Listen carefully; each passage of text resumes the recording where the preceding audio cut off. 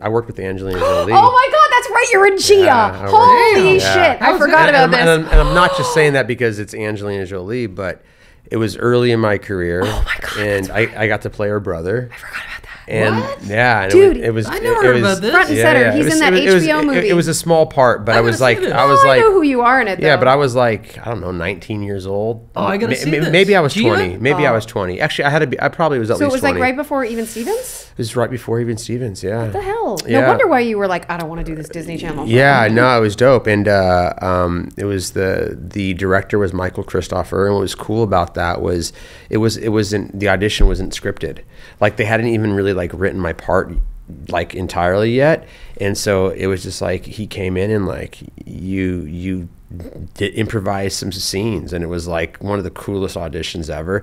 And he's like a big New York theater director. And then but what was cool about Angelina was that like during the premiere, like my family was just experiencing all this madness through me. Like they had never, no one else in my family was in the business, so this is like the first time they're like seeing this kind of like, you know, glitzy Hollywood scene. And they all came to the premiere with me. And Angelina, what was really interesting about her is that because I played her brother, she really believed it. Yeah, she was so method she in that really role. like. I was like, she was very kind of like almost overwhelmed and nervous at the premiere, which was surprising. But you have to think that was like one of her first big parts. Yeah. And she was like grabbed onto me, was holding on to me, and I introduced her to my family, and she like was super sweet and hugged my family, and like, you know, it was just that. So that was one of those, again, like I have very few bad experiences in Hollywood, even the ones where I almost got fired. They're just that's just fucking life. That's just you're gonna come up against those moments, and they give you a thick skin and they teach you how to handle that shit.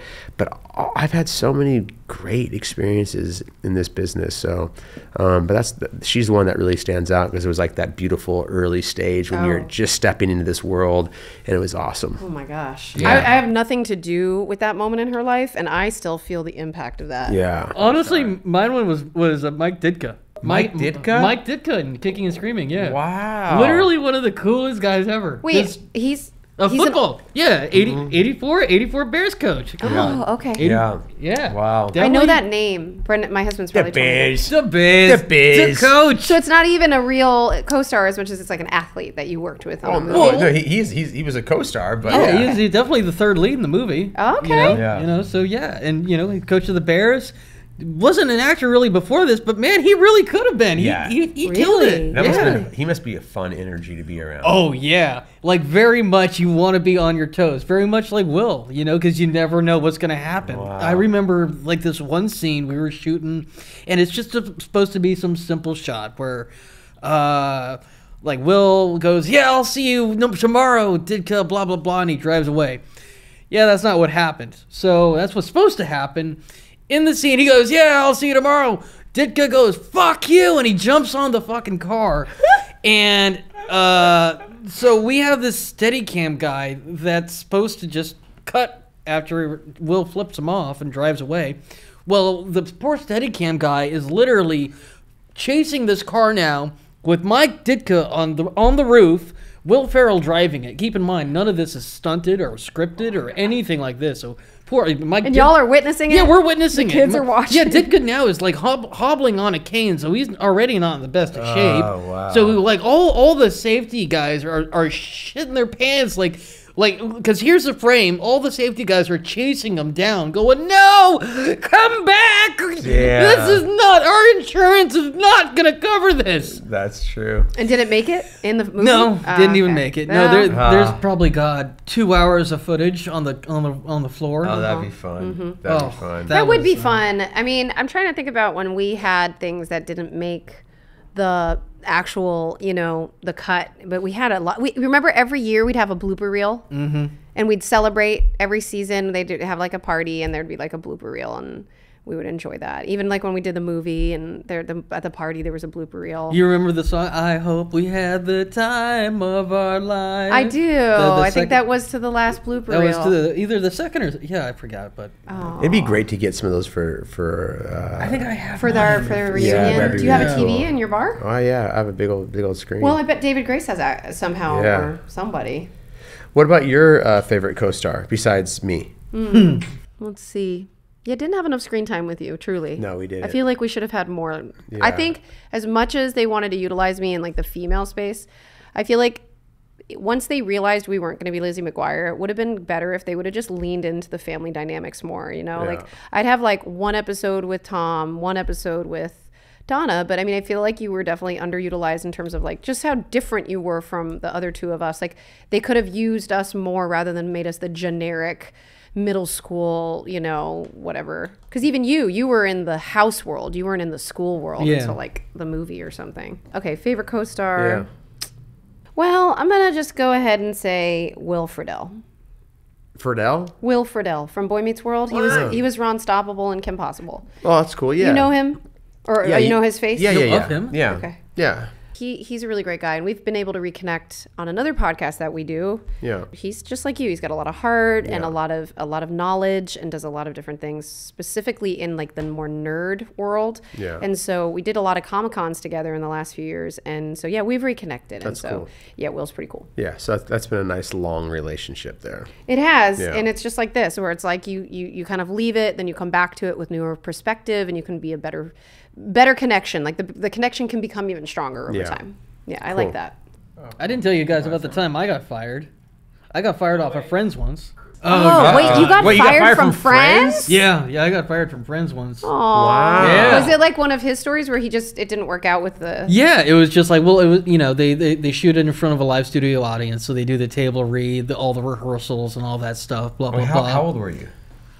Oh, was this before Even Stevens or after? I think this was even before Even Stevens. Dude, that's think so. crazy. This might have been before Even Stevens, yeah. It was a Wow. Halloween episode. I was like supposed to be hitting on Jennifer Aniston.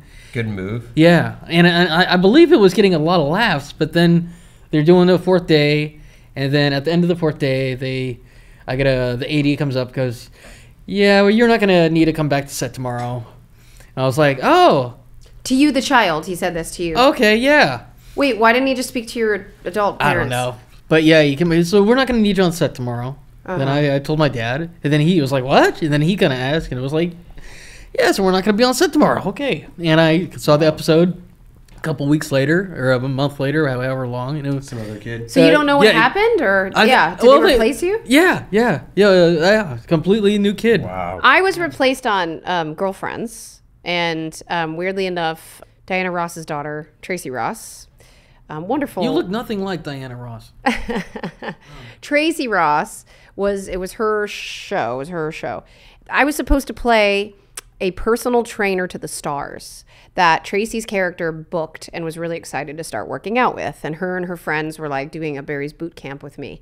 And I mean, I was fit, but I wasn't like, I don't think I threw trainer vibes out like perfectly, but I booked it. I showed up on set. I was fitted. I think we did a rehearsal, right? Because sitcoms always do those rehearsals. I think I got a call, or I was about to return my agent's call when I was in the studio for Kim Possible. I walk out of Kim Possible, and Tracy Ross is sitting right there at the LA Studios lobby. And I'm like, oh, hey, so nice to see you. I just saw you at rehearsal for Girlfriends. I love the show. You're so great. You're coming into my show, Kim Possible. You're about to be on it. I guess she guessed it. I don't know. Anyway, so it was very weird because then I went to my car like directly after that, and I like got told that I was fired from her show. And I was like, God dang, I wonder if she realizes like how awkward that just was, because she probably realized, oh, this is that girl. I know this is that girl. That I just fired. Oh, gee. Yeah, that's kind of crazy. So that's a crazy, wild little Whoopsie. firing story. Yeah, I was lucky to avoid actually ever being fired, but the closest I ever came was on Wayans Brothers, and it was like this huge PSA episode, and I was this like supposed to be this big actor that was doing drugs. And so this was their PSA thing, like the Don't be Nick. yeah, exactly. Don't be this guy. I was that guy. Nick's the worst. And I think Don't be I forget Nick. the name of my character, but it was something like Rocco DeMarco or something like Rocco that. DeMarco fucking It was the Leo sucks. DiCaprio kind of guy, right? Lord. Oh. No, it was this episode that I was like smoking weed and I I'm think sorry, you were smoking weed and it was a PSA against weed? Yeah, that was the whole point, is that this guy was like a bad influence, and Marlon was trying to become an actor. And so he sees me at an audition, and we become friends. And I'm like, yeah, man, you know, you just got to smoke weed. Like, that's the way you do this.